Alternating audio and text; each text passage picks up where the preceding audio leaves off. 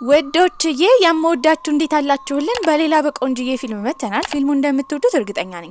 ስለዚህ ላይክ እና ሰብስክራይብ ማድረግ እንዳይረሳ። ይበልጥኛል ለማበረታታት እንደተለመደው ቪዲዮቻችንን በቪፒኤን ብቻ ማየት ነው። ወደ ቪዲዮ ፊልማችን ሲጀምር ሁለቱ መሪ ተዋናዮች ያላቸው ህይወት የተለያየ ነበረ።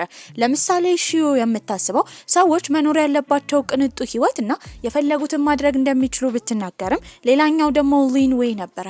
እሱ ደግሞ መኖር የሚፈልገው ህይወት በጣም የቀለለ ጫጫታ በዛበት ነው። በዚህም አጋጣሚ ያለውን ሀብትና ንብረት እንዳለ ትቶ በቅርቡ ለመመንኮስ ወደ አንድ ገዳም ለመሄድ እየወሰነ ነበረ።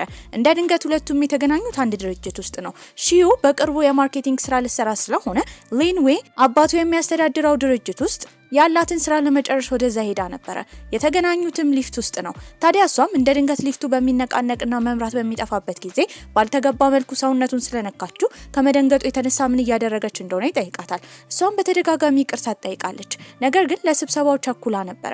ወዲያው ሊፍቱን የሚጠግኑ ሰዎች ከመጡ በኋላ ሊፍቱ የቆመው መሀል ላይ ስለሆነ ወደ ላይኛው ክፍል ለመሄድ ግድ ከፍ መደረግ ነበረባት። ስለቸኮለችም እንዲረዳት የጠየቀችው ሊን ዌይ ነበረ። እሱም ምንም ማድረግ ስለማይችል በትከሻው ከፍ አድርጎ ከዛ እንድትወጣ ረድቷት ነበረ። ነገር ግን ወደ ውስጥ በገባችበት ጊዜ ስብሰባ አልቋል። በዚህም የነገሯት ነገር የሷ ተቃራኒ የሆነችው ሁሉ ጊዜ ልትጎዳት የምትፈልግ የስራ ባልደረባ እንደነበራት፣ እሷ ደግሞ የሷ አይነት ተመሳሳይ ፕሮፖዛል ስላቀረበች ከሺዩ ይልቅ ለልጅቷ ሊሰጧት እንዳሰቡ ነበር የሰማችው።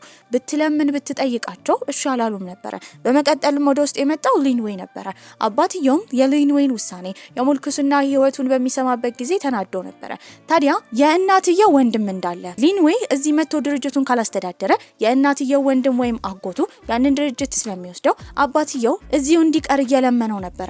እሱ ያደገው በቅንጡ ህይወት እንደሆነ የምልኩስና ህይወት ደግሞ እንደሚከብደው ቢነገረውም በዚህ ያልተስማማው ሊን ዌይ ትቶ ይወጣል። ያኔ አባትየውን ውጪ ስታገኘው ሺዩ ስራውን እንዲፈቅድላት በተደጋጋሚ እየጠየቀች ነበረ። እራሽ አይቻልም ይላታል። ሁለቱም ከዛ ከወጡ በኋላ ግን መንገድ ላይ ተገናኝተው ነበረ። እሷ አሁን ያሰበችው ወደ አንድ ገዳም ሄዳ ጸሎት ማድረግ ነበረ። ጥሩ እድል ፈልጋለች። እንዳጋጣሚ ባስ ውስጥ የተቀመጡት አጠገብ ላጠገብ ነው። ይኸውልሽ ጓደኛዬ ሁሉም ነገር እኮ አልተሳካም። አለቃው ደግሞ በጣም ተናዷል። ምክንያቱም አበጥ ልጁ ለምልኩዝና ወደ ገዳም ሊሄድ ነው። አይገርምም? ታውቂያለሽ በየቀኑ ቅንጡ ህይወት ሰልችቶት ወይ የሚበላው ኬክ ሰልችቶት ቅያሪ ፈልጎ እኮ ነው። ይሄኔ ያኔ ገዳም ብሎ በእርግጠኝነት ሄደው ወደ ቅንጡ ሆቴል ነው ወይ ደግሞ ገዳም ውስጥ አይፓዱን ይዞ ዘፈን ሊሰማ ነው። ምንም አዲስ ነገር የለውም እኮ። እንዲህ ያለች እሱን እየሰደበችው ነው። ሁሉን ነገር የሚሰማው ሊን ዌይ ደግሞ በንዴት አጠገቧ ተቀምጦ እያወራ ነበረ። ታዲያ ገዳማውያን የሚበሉትን ጥሬ ራሱ ልክ ሊበላ ሲል አስደፍታው ነበረ። ወደ ቦታውም ይደርሳሉ።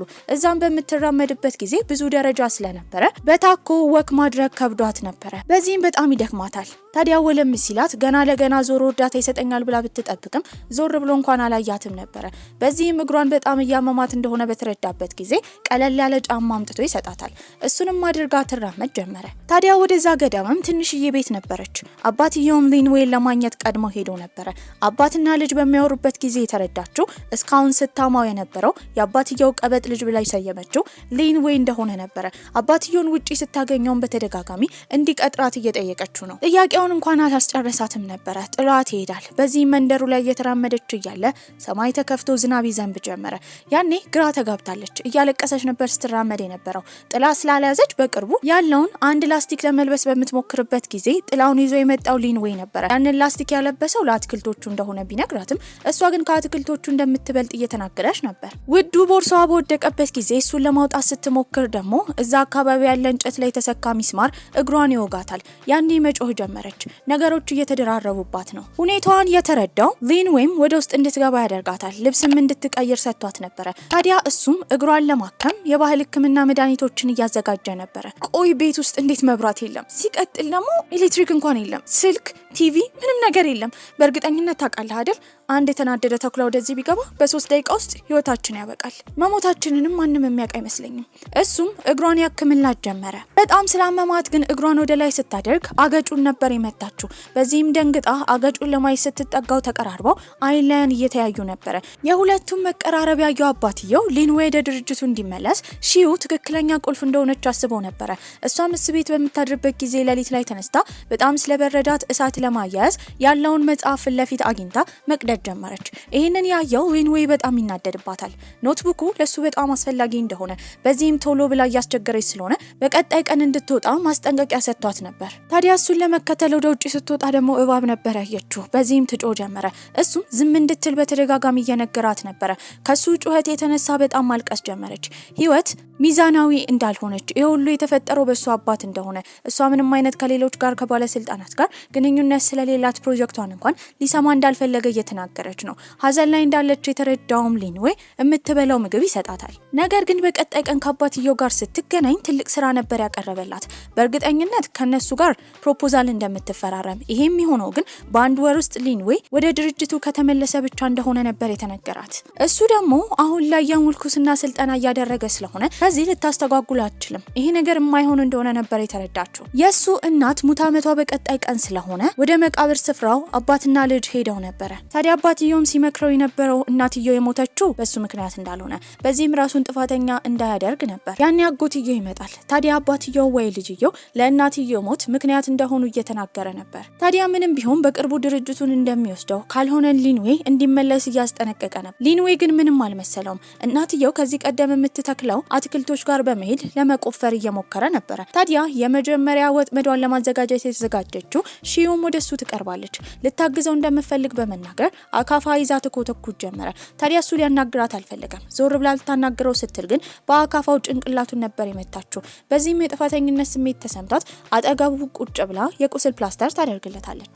በተቀራረቡበት ጊዜ ግን አይን ላይን ሲተያዩ አይኗ በጣም ያምር ነበር። ወደ ቤትም በሚሄድበት ጊዜ ልትከተለው ስለፈለገች መኪናዋ ውስጥ እንዲገባ እየጠየቀችው ነበረ። እሱ ግን መኪናዋ ብዙም እንደማይቆይ እየነገራት ነው።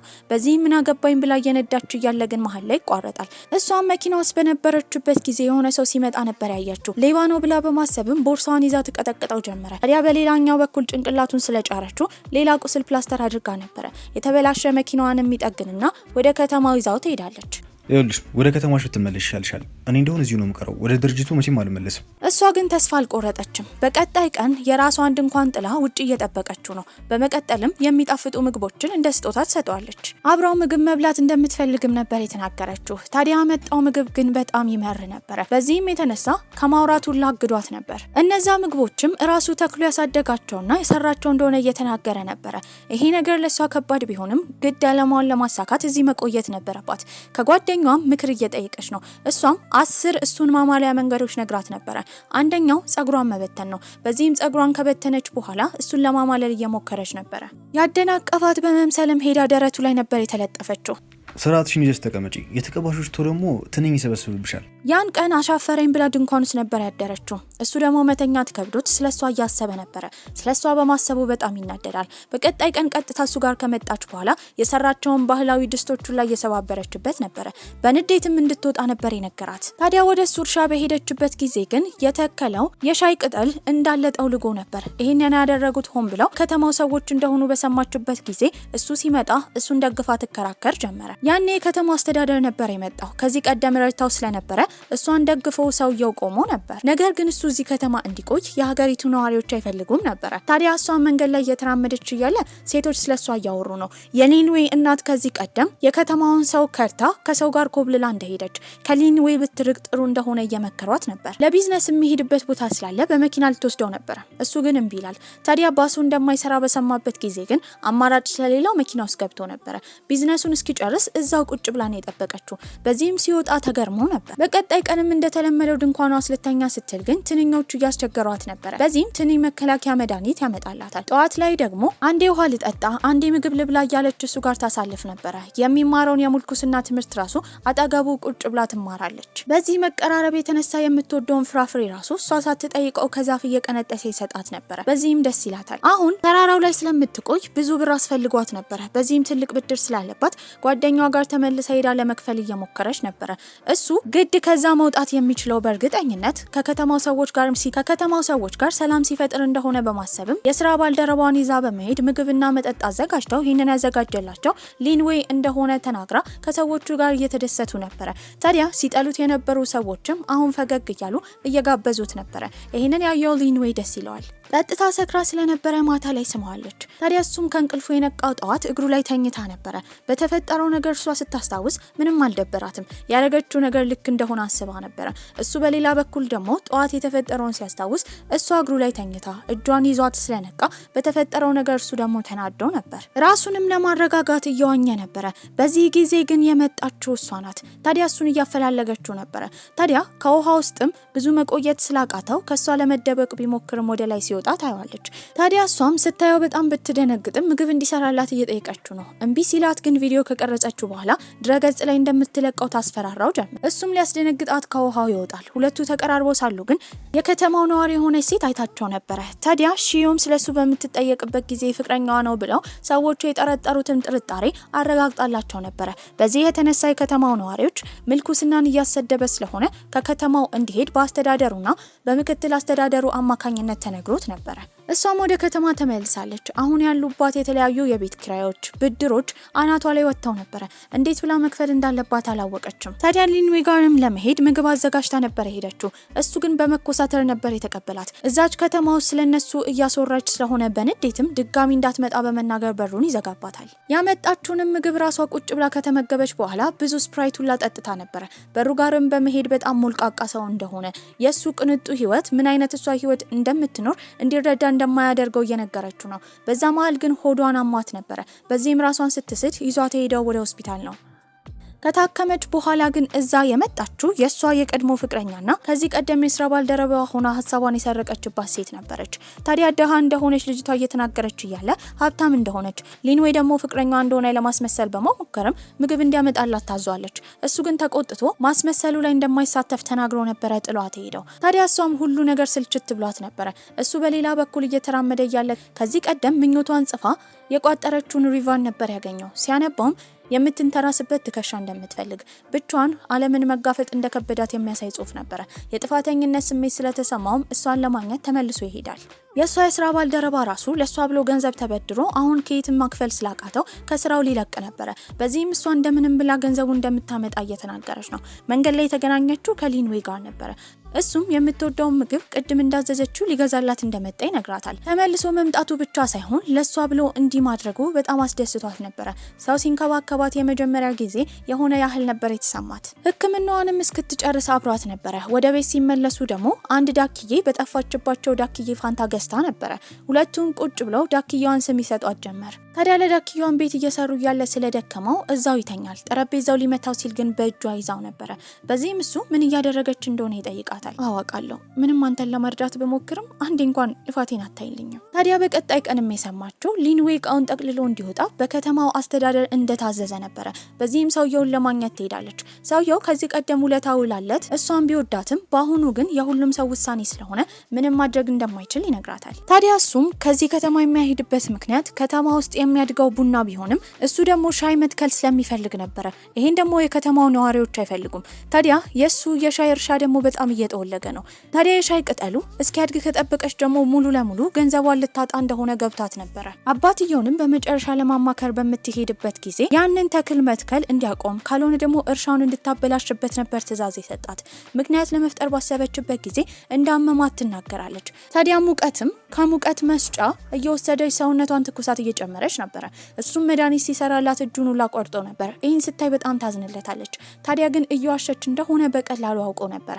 እሷን አልጋዋ ጋር ቁጭ ብሎ እየተንከባከባት እያለ የሊንዌይ የልጅነት ጓደኛ የሆነችው ልጅ ወደዚህ ከተማ እሱን ለማግኘት መጣ ነበረ።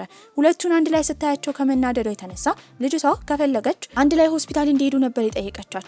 የዋሸችው ሺዩ ግን እምቢ ትላለች። ውጪ በወጡበትም ጊዜ ለነሱ ቡና ለማዘጋጀት መጣ ነበረ። ያቺ የሱ አብሮ አደግ ግን ሆን ብላ ከሊንዌይ ጋር ጊዜ ለማሳለፍ እየሞከረች ነበር። ልጅቷም የመጣችው ብዙ ሰራተኞችን ይዛ ስለሆነ እርሻው ላይ ሊንዌይን እያገዘችው ነው። ታዲያ ሺዩን እያሸማቀቀቻት ነበረ።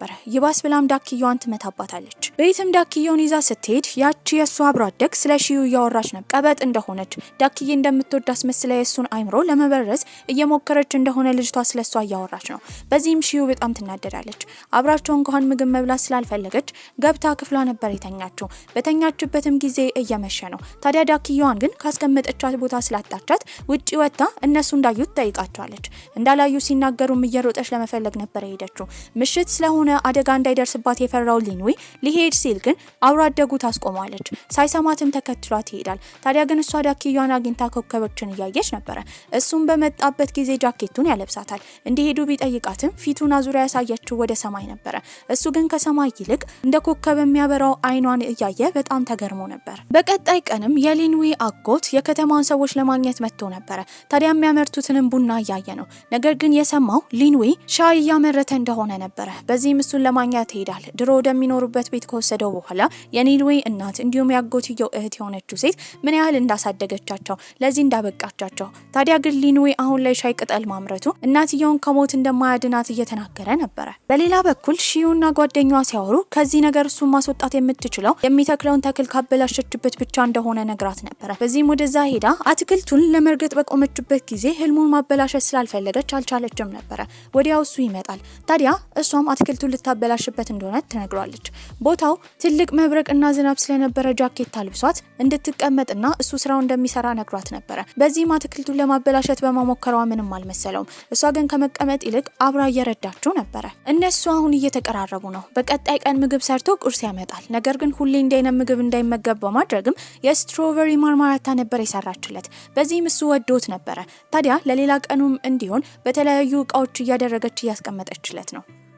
በቀጣይም ከአባትየው ጋር ስትገናኝ አሁን ወደ ድርጅቱ እንድትገባ ምንም ማድረግ እንደማይችል ለሷ ተቀናቃኝ ቡድን ስራው እንደተሰጠ ድርጅቱን አሁን የሚቆጣጠረው ደግሞ የሊንዌይ አጎት እንደሆነ እየተናገረ ነበር። ተስፋ ያጣችው ሊንዌይም እቃዎችን በማስተዋወቅ ላይቭ ላይ እየሰራች ነበረ። በዚህ ጊዜ ግን ያንን ቪዲዮ ስታይ የነበረችው የሊንዌይ የልጅነት ጓደኛው ስለሷ እያወራችና እየሳቀችባት እያሾፈችባት ነበረ። ታዲያ አስመሳይ እንደሆነች እየተናገረች ኮሜንት ልትጽፍ ሳለ ግን ያስቆማት ሊንዌይ ነበረ። በዛ ሰዓት ግን ቪዲዮን በሚያይበት ጊዜ ሺዩ ከስራ ባልደረባዋ ጋር በመሆን ጥሩ ጊዜ እያሳለፈች ነው። ቪዲዮ ላይም ልብሷን በመዝጋት ጸጉሯን በማስተካከል እየረዳት እንደሆነ ያየው ሊንዌይ እየቀና ነበረ።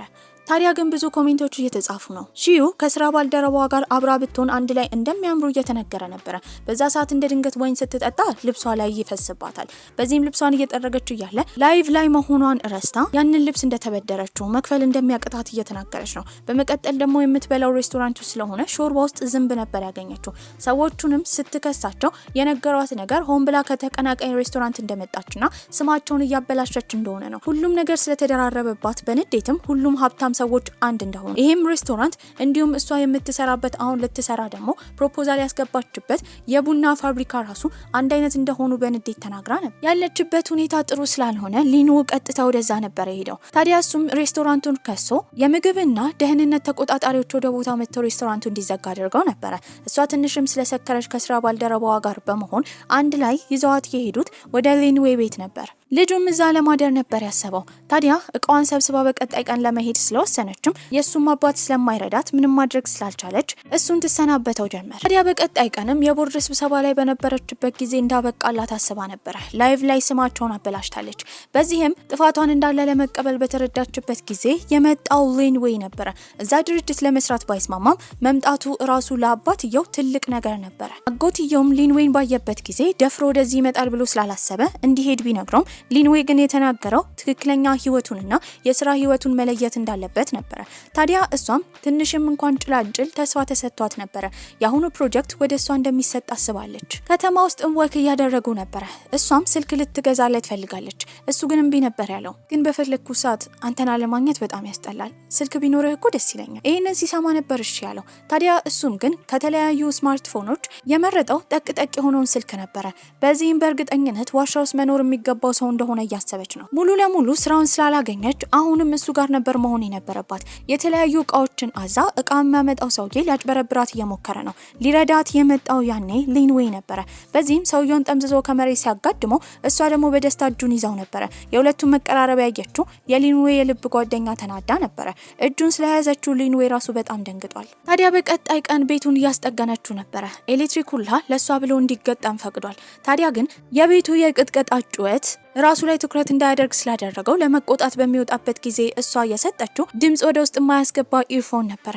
ያኔ ሲቀራረቡ አይኗን ነበር ሲያያት ነበረው። እነሱም ቁጭ ብለው እየተጨቃጨቁ ነበረ። በዚህም ስልኩን ልትሰጠው ስትል እንደ ድንገት ልብስ ውስጥ ይገባል።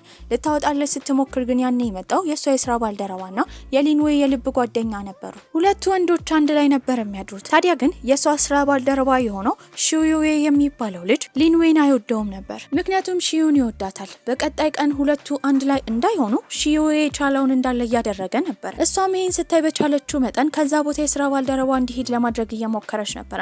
ምክንያቱም አሁንን ሊንዌይን ከራሷ ፍቅር የማስያዝ ተልዕኮዋን አልጨረሰችም ነበር። በቀጣይ ትዕይንትም ሺዩ ሊንዌይን እየፈለገችው ነበረ። ነገር ግን ከሱ የልጅነት ጓደኛው ፌፌ ጋር አንድ ላይ ሆነው እሷ ደግሞ ማርማራታውን ልትበላ ተዘጋጅታ ነበረ። ነገር ግን ሊንዌይ ያስቆማታል። ሺዩ ለሱ ብላ የሰራችው ስለሆነ ከማንም ሰው ጋር እንደማይጋራው እየተናገረ ነበረ።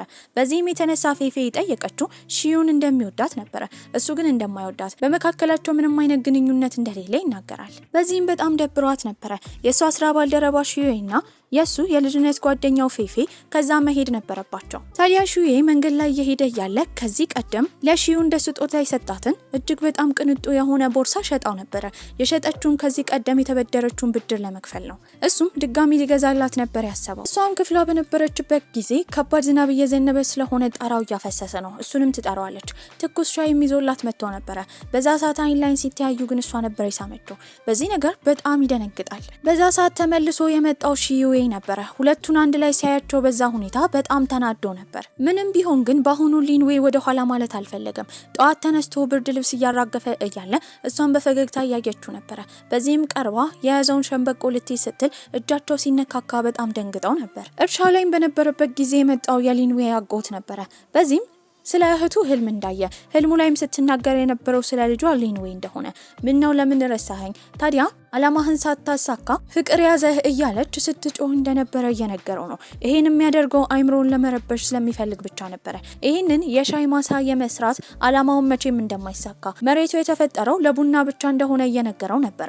ሊንዌይ ግን ተስፋ መቁረጥ አልፈለገም። ምንም ቢሆን ግን ስለ እናቱ ስለተወራ ራሱን በፍቅር ማጃጃሉ ስህተት እንደሆነ ስለተረዳ እሷ ሺዩ በደስታ እሱን ልታገኘው ስትመጣ ሊያናግራት እንኳን አልፈለገም። ስለ ትላንትናው ስትጠይቀውም ትላንትና የተፈጠረው ነገር ስህተት እንደሆነና ሁሉን ነገር ረስታ እሱ ወደ ከተማ ሄዶ ድርጅቱን ስለማይቆጣጠር ከዚህ እንድትሄድ ነበር የነገራት። ታዲያ እንደዛ ከሆነ ለምን እስካሁን እንደተንከባከባትና በልዩ ሁኔታ እንደቀረባት ስትጠይቀውም ከዚህ ቀደም የተመኘችውን ምኞት ስከርቭ እንዳገኘና ስላዘነላት ብቻ እንደሆነ ነበር የነገራት። የሊንዌይ እናትም የሞተችው በልብ ድካም ነበረ። ይሄንን ያወቀችው ሺዩም እሱ ልታረጋጋው ክፍሉ ልትሄድ ብታስብም አቅም ስላጠራት እሱን ማግኘት አልቻለችም። በቀጣይ ቀንም ግን የተናገረውን ነገር ስላላመነች ትቀርበውና ግንኙነታቸው ምን እንደሆነ ትጠይቋለች። እሱም ምንም እንደሌለ ስላዘነላት ብቻ እንደተንከባከባት ነበር የነገራት። በንዴትም ጓደኛዋ ጋር ነበር የሄደችው። ነገሮች እንዲባባሱ የደወለላት ሺዩዌ ነበረ።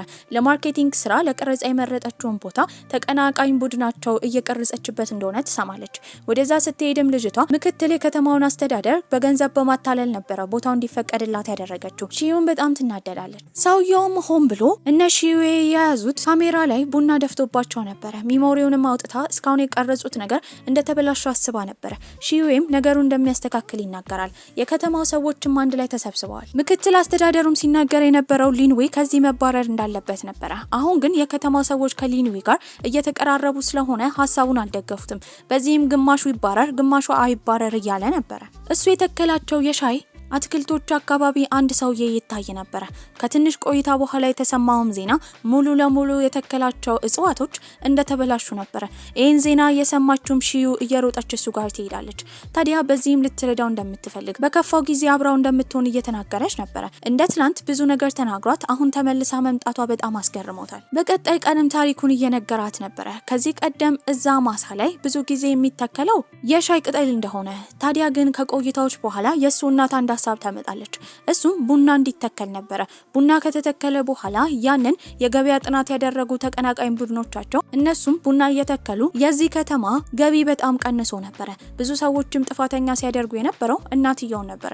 ታዲያ አሁን እናቱ ስለሞተች እሷን ለመካስ ቦታውን የሞላው ቡና ብቻ ስለሆነ የከተማውንም ሰው ለመካስ ሆነ ስለ እናቱ ለማስታወስ የድሮውን ሻይ ለመትከል እንዳሰበ እየነገራት ነበር። አሁን የተበላሸበትን አትክልት እንዴት ማስተካከል እንደሚችሉ እያሰቡ ነበረ። ፌፌም አብራ ተቀላቅላቸዋለች። በመቀጠልም ሺዩ ያሰበችው ከዋና አስተዳደሩ ምክር ለመቀበል ነበረ።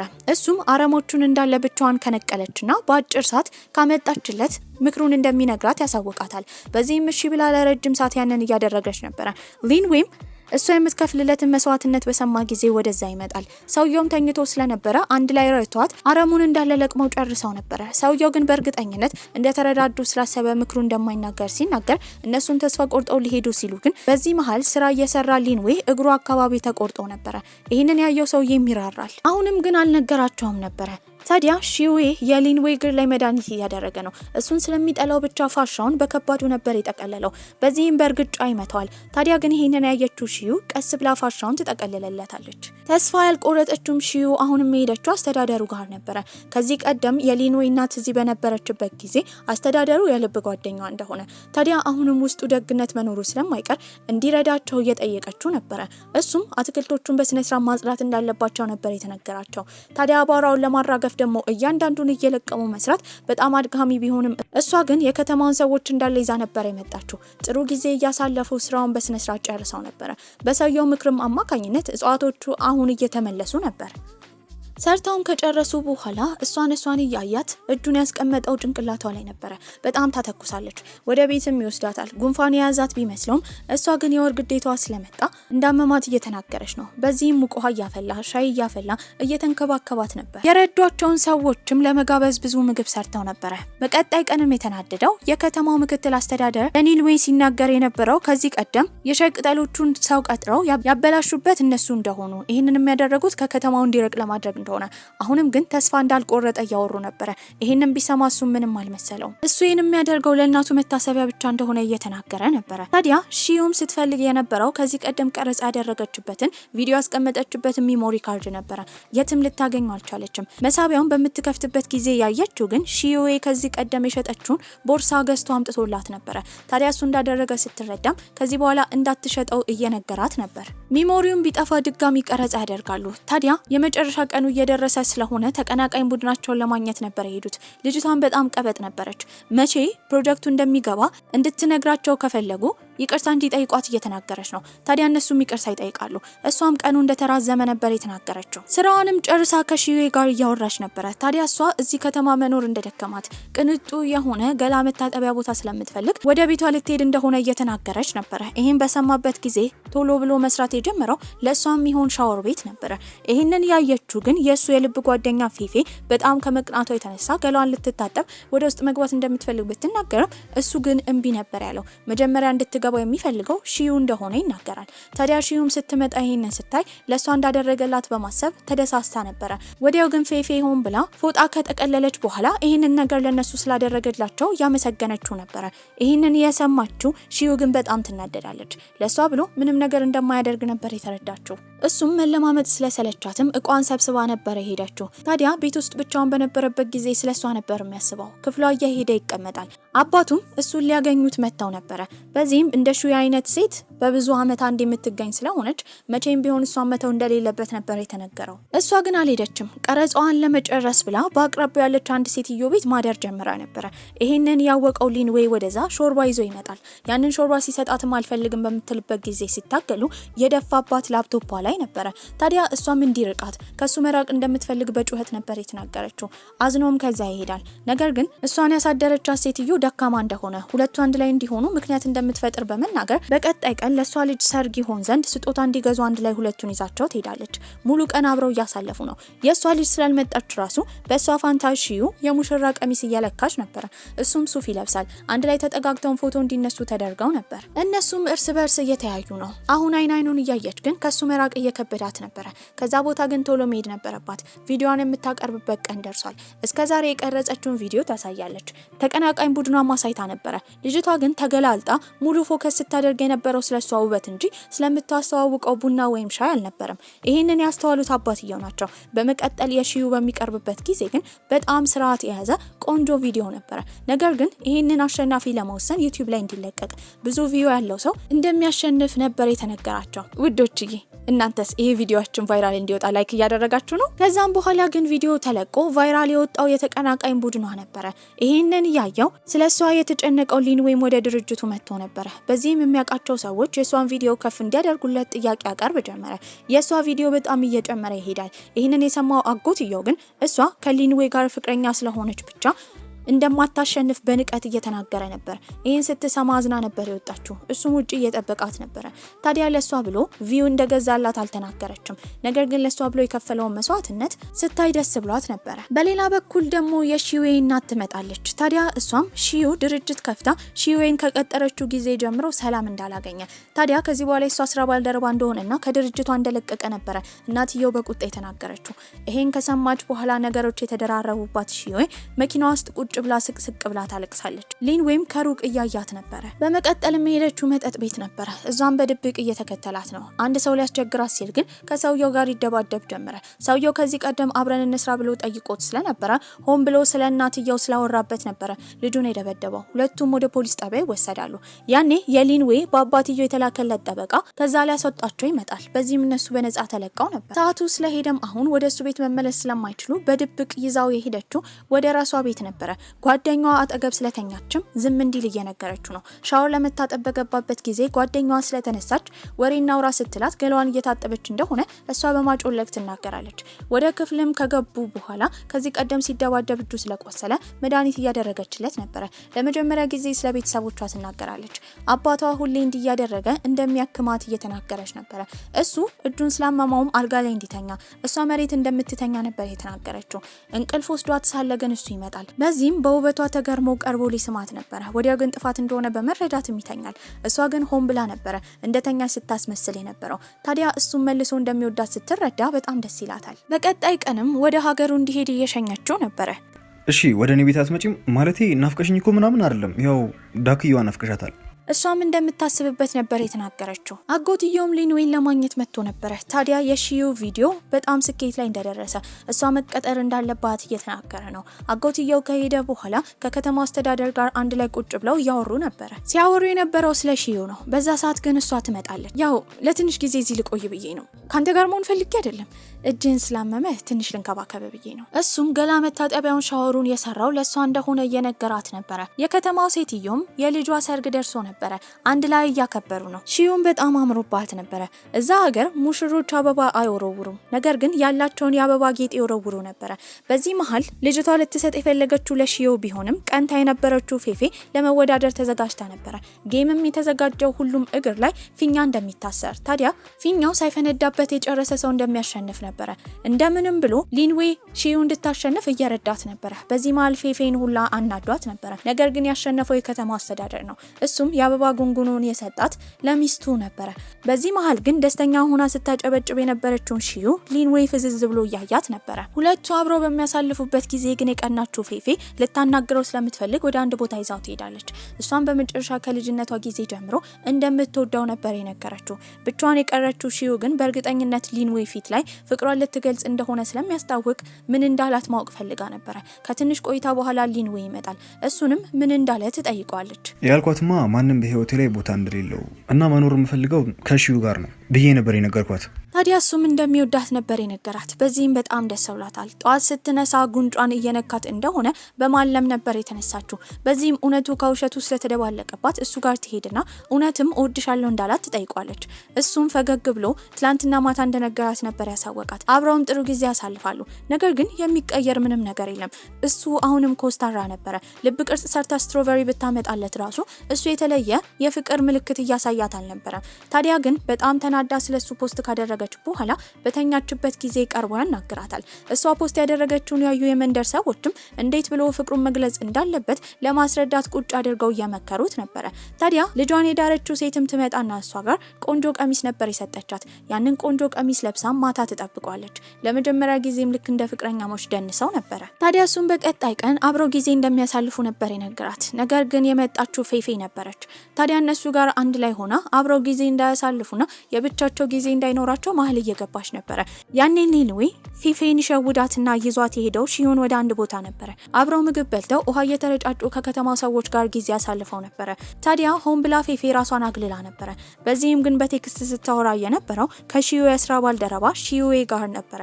በሌላ በኩል ደግሞ የሊንዌይ ጠበቃ የሆነው ሰውዬ ሊንዌይን ለማጉዳት ከአጎትየው ጋር መስራት እንደሚፈልግ ተናግሮ ነበረ። የእህቱን ልጅ መጉዳት ያልፈለገው አጎትየው መጀመሪያ ላይ አልተስማማም። በዚህም ጠበቃው ሲነግረው የነበረው ትንሽ ጊዜ እንደሚሰጠው እሱን ወደዚህ ድርጅት እንዲገባ ካደረገ በኋላ እንደሚያሰቃየው ሰውየው እየተናገረ ነበረ። በቀጣይ ቀንም ያ ጠበቃ የደወለው ለሊንዌይ ነበረ። ታዲያ እሱም 100 ሚሊዮን ያን ብድር እንዳለበት መክፈል እንዳለበት እሱም ብር አልከፍልም የሚል ከሆነ ግን ያቺ በጣም የሚሳሳላትን ፍቅረኛው ሺዩን እንደሚጎዳበት ጠበቃው ነግሮት ነበረ። ይሄንን የሰማው ሊንዌይ በጣም ይደነግጣል። ታዲያ በቀጣይ ቀንም እሷና እሱ አንድ ላይ መሆን እንደማይችሉና እንደተለያዩ ነበር የነገራት። በዚህ ንዴትም ተናዳ ጥላው ስትሄድ ያየችው ፌፌ እሱን ተከትላው ትሄዳለች። ታዲያ በአሁኑ ግን ጥሩ ሆና ነበረ። የወሰነው ውሳኔ ልክ እንዳልሆነ ይህንን ያደረገው በብድር ምክንያት እንደሆነ እንደምታውቅ፣ ነገር ግን ይሄ ውሳኔ እሱ ብቻ ስላልሆነ እሷን ማዋራት እንዳለበት ነበር የነገረችው። የእሱ ተለዋዋጭ ጸባይ የሰለቻትም ሺዩ እቃዋን ሰብስባ ሄደችው ወደ ራሷ ሀገር ነበረ። ተከትላት የመጣችው ግን ፌፌ ነበረች። እሷም ሁሉንም እውነታ ነበር የተናገረችው። ይህንን ያደረገው በብድር ምክንያት እንደሆነ ስትሰማም በጠዋት እሱ ጋር ትሄዳለች። ታዲያ እሷም ደሃ እንደሆነች ብድር ላይ እንዳለች እሱም ብድር ላይ እንዳለና ተመሳሳይ እንደሆነ እየነገረችው ነበረ። የኔ ቆንጆ ግን እኮ የኔ ብድር 100 ሚሊዮን ያን ነው። እሷ የገንዘቡ መብዛት ምንም አልመሰላትም ነበረ። ከምን ጊዜውም በላይ አብረው እንደምትሆንና ጠንክረው እንደሚሰሩ ይነጋገራሉ። ከዛም በኋላ ከከተማው ሰዎች ጋር በመሆን ምርታቸውን እያዳበሩ ነበረ። ያኔ ግን እሷን ለማግኘት የመጣው ሺዩዌ ነበረ። እናቱን ትቶ እንደመጣ እየነገራት ነው። እሷ ግን አሁን ፍቅረኛ እንዳላትና ያልሆነ ተስፋ ልትሰጠው ስለማትፈልግ እንደሚወዳት እንደምታውቅ፣ አብረው ግን መቼም እንደማይሆኑ ነበር የነገረችው። ታዲያ ሺዩዌም የራሷን ድርጅት ትከፍታለች። እሱም የማርኬቲንግ ድርጅት የማስታወቂያ ስራ ነበረ። ታዲያ የከተማው ሰዎችም እየረዷት ነው። የመጀመሪያዋን ደንበኛ ነበር ያገኘችው። ያንን ደንበኛ ይዞ የመጣው ደግሞ የድሮ የስራ ባልደረባ ሺዩዌ ነበረ። በዚህም ሰውየው ካያት በኋላ ቦታው በጣም ባህላዊ ነው። እዛ ያሉ ሰዎችም የሚያወሩት ስለ ከተማ ወሬ እንደሆነ በሰማ ጊዜ ይሄ ነገር እንደማይሆን በመናገር ከዛ ይወጣል። ሊንዌይ ግን ሰውየውን ተከትሎት የመጨረሻ እድል ነበር የጠየቀው። ምንም ማድረግ ስለማይችል ሰውየው ይስማማል። ታዲያ ቀረጻ ላይ በጥሩ ሁኔታ እያስተዋወቀች ነበረ። እንደ አጋጣሚ ሆኖ ግን የመጣችው ዳክየዋ ነበረች። ታዲያ ያቺ ዳክዬም ቦታውን ታደበላልቀው ጀመረ። ይባስ ብላ ሺዩዌ ላይ ተጸዳርታባት ነበረ። ይሄ ቪዲዮ ግን ይበልጥ ቫይራል እንዲወጡ ነበር ያደረጋቸው። በዚህም አብረው ጊዜ ለማሳለፍ ውጪ የወጡት ሺዩዌና ሺዩ ነበሩ። በዚህም እነሱ ራት ላይ እንደሆነ ያወቀው ሊንዌይ ግን እየተቁነጠነጠ ነበረ። ቤት እየጠበቃት ነው። ታዲያ ግን ሲደውል ስልኩን ያነሳው ሺዩዌ እንደሆነ ሲረዳ በንዴት ቅንጡ መኪናውን ይዞ የሄደው ወዳሉበት ሬስቶራንት ነበረ። እሷም ያደረገውን ነገር ስታይ ተገርማለች። ታዲያ ከቅናት የተነሳ እንደሆነ ብትረዳም ለሷ ብሎ እንዲህ ስላደረገ ደስ ብሏት ነበረ። ታዲያ የድርጅቱ ላይ ትልቅ ግብዣና ዝግጅት ነበረ። አብሯት መሄድ እንደሚፈልግ ሊንዌይ እየተናገረ ነው። እሷም ደስ ብሏት ነበረ ይዛው የሄደችው። ያደረገችው ልብስ ራሱ በጣም አጭር ነበረ። ታኮም አድርጋለች። ቆንጆ ሆና ነበረ። እዛ ያገኘው አጎቱ ግን ሊንዌይን ይሰድበው ጀመረ። ታዲያ ለማስመሰል ብቻ ገዳም እንደሄደ እሱ ገንዘብና ትኩረት የሚወድ አይነት ወንድ እንደሆነ እየነገረው ነበረ። ሊንዌይ አሁን ምንም ማለት አልፈለገም። ነገር ግን እሱ ሁሌ የሚያሳልፈው እናቱ ከዚህ ቀደም የኖረችበት የአእምሮ ህሙማን እና የአዛውንቶች በጎ አድራጎት ድርጅት ነበረ። ስለዛ ድርጅትም ንግግር የሚያደርገው አጎትየው ነበረ። ድርጅቱ እንደሚዘጋ ይናገራል። ይህንን የሰማው ሊንዌይ ግን ድርጅቱ እንዲዘጋ እንደማይፈቅድ ከባንክ ታገዶበት ገንዘብ እንኳን ባይኖረው እንኳን እንደምንም ብሎ ያንን ድርጅት እንደሚያቋቁመው ነበር የተናገረው። ያ ጋዜጣዊ መግለጫን ቫይራል ይወጣል። ታዲያ እነሱ ከዛ በወጡበት ጊዜ መራመድ ከብዷት ስለነበረ አዝሎ ነበረ ወደ ቤት የወሰዳት። ይህንን ቫይራል የወጣ ቪዲዮ አይታ የመጣችው የሺዩዌ እናት ነበረች። ታዲያ ወዳለችበት ስፍራ በሄደችበት ጊዜ ለመጸለይ የሚሄደችው ወደ ቤተ መቅደስ ነበረ። እዛ መኖክሴ ሆኖ ያገኘችው ሊንዌይን ነበረ። እሱንም ጸሎት ካደረገች በኋላ እጁ ላይ ገንዘብ ታደርግለታለች። ነገር ግን ቤት ስትገባ የልጇ ባል የሆነው እሱ እንደሆነ ስታቅ በጣም ተናዳ ነበረ። ጭራሽ ይህን ግንኙነት እንደማትፈቅደው ታዲያ ደሃ ባል እንደማይኖራት እየተናገረች ነው። ቤታቸው ሁላ የተከራየ ስለሆነ በቦታው ቢምቢዎች ስላሉ እናትየው ይባስ እየተበሳጨች ነው። በሌላ በኩል የከተማ ነዋሪዎች ደግሞ እስከዛሬ የአዛውንቱን በጎ አድራጎት ድርጅት ሲረዳ የነበረው ሊንዌይ እንደሆነ በሰሙ ጊዜ እስካሁን ስለሰደቡት ስላንቋሸሹት የድሮውን ራሱ ይቅርታ እየጠየቁት ነበር። እንደተለመደው ወደ እርሻው ሄዶ እሱ አትክልቶቹን እየኮተኮተ እያለ የመጣችው የሺዩዌ እናት ነበረች። ታዲያ እሷም መቼም ቢሆን ልጇን ለደሃ እንደማትድር ታዲያ መጎሳቆል እንደማይገባት ስለ ልጇ እየተናገረች ነው። በዛ መሀል ግን ውሃ ልትጠጣ በምትከፍትበት ጊዜ ውሃው በጣም ትኩስ ስለሆነ ተሳስታ የደፋችው አንዱ ሻይ ቅጠል ላይ ነበረ። ያ ሻይ ቅጠል ለማሳደግ በጣም ጊዜ ስለሚፈጅ እናትየው ራሱ ደንግጣ ነበረ። ነገር ግን ሊንዌይ ሲናገር የነበረው የሱ ጥፋት እንደሆነ ነው። ዞር ስትል ግን ያየችው የእናቷን ውሃ መጠጫ ነበረ። በዚህም እናትየው ጥፋተኛ እንደሆነች ያሰበችው ሺዌይ ትጮህባት ጀመረ። መቼም ቢሆን ሊንዌይን እንደማታው ነበር የተናገረችው።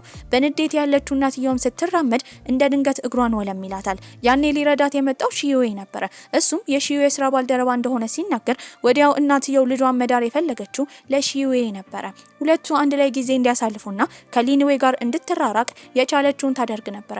እዛ ቤቱን ለማደርና ማዋል ጀምራለች። ነገር ግን ሺዌይ ከሺዩ ጋር የመሆን ተስፋው ስለተቋረጠ የተናገረው ለሊንዌይ ሺዩን እንዲንከባከባት ነበረ። እናትየውም ሁለቱን ለማመቻቸት በመሞከር የተናደደችው ሺዩ ትጮህባት ጀመረ። እማዬ ከመቼ ጀምሮ ነው ስለኔ ህይወት ግድ የሰጠሽ? ቆይ ስናድግ ራሱ እኮ እህቴን ታስበልጫት ነበረ። አሁን ዞር ብለሽ ህይወቴ ልታበላሽ መጣሽ? ሰላም ስላገኘው ተናደድሽ እንዴ? እናቷም ይህንን ስትሰማ በጣም አዝና ነበረ። በመጨረሻም እናትየው ሊንዌይን ቀርባ ስታዋራው ለልጇ ያለው የፍቅር ስሜት እውነት እንደሆነ ስለተረዳች ግንኙነታቸውን ፈቅዳላቸው ነበረ። በቀጣይ ቀንም የከተማ ሰዎች እንዳለ ተሰባስበው ሻይ ቅጠል መንከባከብ እንዲሁም መትከል ጀምረው ነበረ። በዚህም ታዋቂ እንዲሆን ሺዌይ ማስታወቂያ እየሰራች ነው። ቫይራል ሲወጣ ግን ሆን ብለው አጎትየውና ጠበቃው አንድ ላይ በመሆን ስለሱ መጥፎ ነገር ኮሜንት እያደረጉ ነበረ። እናቱን የገደለ መጥፎ ሰው እንደሆነ ይወራ ጀመረ። እሱ ብቻ ሳይሆን ወደ ከተማው አጎትየው ከመጣ በኋላ ሲናገር የነበረው አንድም ሰው ሻይ እንዳያመርት ነበር። ጋዜጠኞችን ቦታውን ከበውት ነበረ። በሌላ በኩል አጎትየውን ለማግኘት የሄደው ሊንዌይ አጎቱን እያወራ ያለ አጎትየው ሲናገር የነበረው እህቱን የገደለው ሊንዌይ እንደሆነ ነበረ። በአሁኑ ግን ዝም ማለት አልፈለገም። እናቱን የገደለው እሱ እንዳልሆነ ይናገራል። ታዲያ አጎትየውም ጥፋት እንደሆነ ስለተሰማው የሄደው ጠበቃው ጋር ነበረ። ከዚህ በኋላ የእህቱን ልጅ መጉዳት እንደማይፈልግ ቢናገርም አብረው እዚህ ነገር ውስጥ ስለገቡ አብረው እንደሚወጡ፣ ታዲያ ግን አሁን መውጣት እንደማይችል ሰውየው አስፈራርቶት ይሄዳል። ጋዜጠኞች ስለከበቧትም የተናደደችው ሺዩ ልትሳደብ ስትል የመጣው ሊንዌይ ነበረ። ታዲያ እሱም የከተማውን ሰዎች መጉዳት ስለማይፈልግ ከዚህ ቦታ ሊሄድ እንደሆነ በመናገርም እሷን ይዞ የሄደው ወደ ሆቴል ነበረ። በዚህም ታሪኩን ይናገር ጀመረ።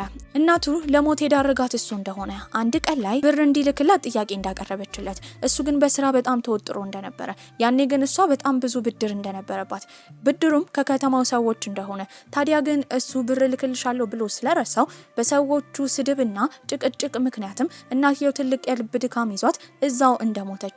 ታዲያ ግን አጎትየው ይህን ባየበት ጊዜ አባትየውንና ሊንዌይን ጥፋተኛ እንዳደረገ እየተናገረ ነበረ። ታዲያ እሱም ለሰዎች እንዳለ ታሪኩን ለመናገር በማሰብም ልብ የሚነካ በጣም አሳዛኝ ቪዲዮ ነበር የለቀቀው። ያኔ እሱን የሚጠሉ ሰዎች ይወዱት ጀመረ። የሊንዌይ አባትም ልጁ እየተጎዳ ስለሆነ አጎትየውን ለማናገር ሄዷል። አጎትየው ሲሰድበውና ሲያመናጭቀው ግን አባትየው ያኔ ራሱን ነበር የሳተው። በዚህም በመጨረሻ ዶክተሮች ሲያክሙት አጎትየው የተረዳው የሊንዌይ አባት የካንሰር በሽታ እንዳለበት ነበረ። ለረጅም ጊዜም ደብቆት ነበረ። ይህንን የሰማው አጎትየው የነገረው ለሊንዌይ ነው። ታዲያ ሊንዌይና ሺዩ ሁሉን ነገር ትተው አባትየው መንከባከብ ጀመሩ። አብሶ ሺዩ ስራዋን እንኳን አባትየው ጋር ቁጭ ብላ ነበር የምትሰራው። አባትየውን በጣም ተንከባከበው ነበር። ነገር ግን የሻይ ሽያጭ ስራቸው በጣም ተጣጥፎ ነበረ። ነገሮች እያለፉ ነው። ታዲያ ግን እሷ ከገጠራማው ከተማ ቢሮዋን አስወጥታ ወደ ከተማ ማድረግ እንዳለባት እየተነገራት ነው። በዚህም አሁን ስራዋና ሊንዌይ መሀል ቀርታ ነበረ። ማታ ላይም ለሱና ለአባትየው ምግብ ይዛ ከሄደች በኋላ አሁን ወደ ከተማ ድርጅቷን የማስፋፊያ እድል እንዳገኘች፣ ታዲያ ግን ይሄ እድል ከብዙ ጊዜ አንድ የምታገኘው ስለሆነ በጣም ብትጓጓም ለሱ ግን ለመናገሪያ ቃላቶች እንኳን አታ ነበረ። ታዲያ የሊንዌይ እናትን እቃዎች እያየች እያለ አንድ ፎቶ ስላገኘች ፎቶንና ዲያሪውን ይዛ ሄደችው አጎትየው ጋር ነበረ።